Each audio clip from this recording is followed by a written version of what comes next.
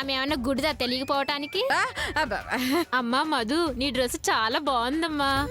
టెంకాస్ aunty, మీ red colour sorry కూడా చాలా బాగుంది. రెడ్ కలరా? అది రెడ్ అని నీకెలా తెలిసే? దాని గొంతిని ఏదో పేరు చెప్పినా, చీర రంగు కూడా అట్టగా చెప్పినానత్త.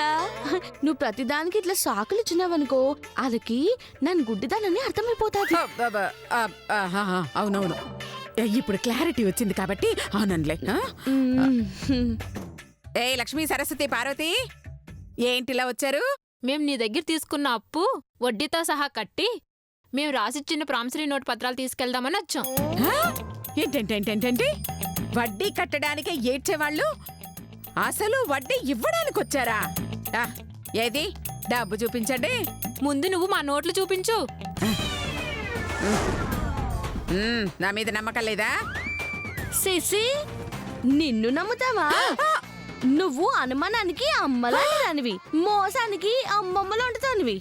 ఏంటి అని అలా ఉద్దేశం కదా పిన్ని?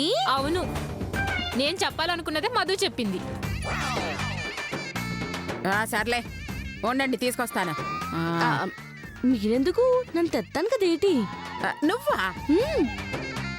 కళ్ళున్నాయని కటింగ్ ఇవ్వాలి కదా. నిజమే నిజమే నిజమే. తాళాలు ఇక్కడ ఎక్కడ పెట్టానే? అక్కడ ఎందుకుంటాయి? ఇదిగో ఇక్కడుంటాయి. ఇప్పుడే వస్తాను, నోట్లు తెత్తాను.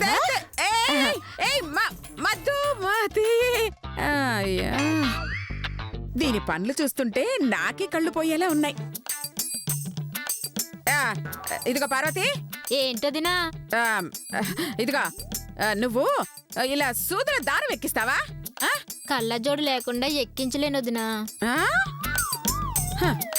ఇక్కడ కళ్ళు లేకుండానే ఎక్కించేస్తున్నారే.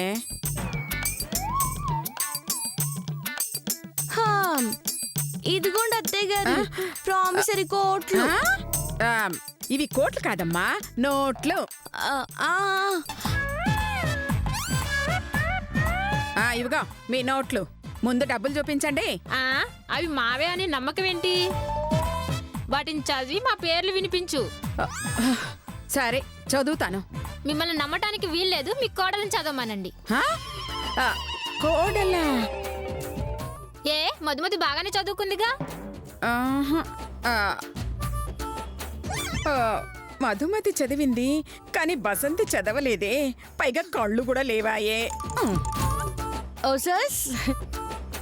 పెద్ద పెద్ద చదువులే చదివేసినాను, ఈ కాగితం ఒక చదవలేనా? ఇట గీయత్తా చదివేస్తాను. అది చదువుతావా? ఎలా చదువుతావి? చూడత్తా. లక్క పెట్ట లక్ష్మి, భర్త లక్క పెట్ట నారాయణ, తీసుకున్న అప్పు 1,00,000 రూపాయలు. కరెక్ట్ కరెక్టే. కళ్ళు లేకుండా ఇంత కరెక్ట్ గా ఎలా చదివావి? సముద్రాల సరస్వతి, భర్త సముద్రాల పరబ్రహ్మ, తీసుకున్నప్పు 50,000. అవునవును, నాదే నాదే.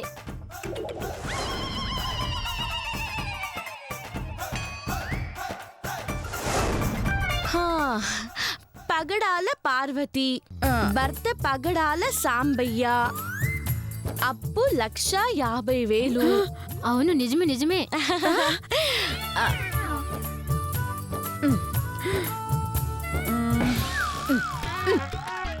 అంత కరెక్ట్ గా ఎలా చదివావి? వీళ్ళిలా గంటారనే అనుమానం వచ్చింది అత్తగుంత, అందుకే మా అయ్యతో చదివించుకుని వచ్చినాను.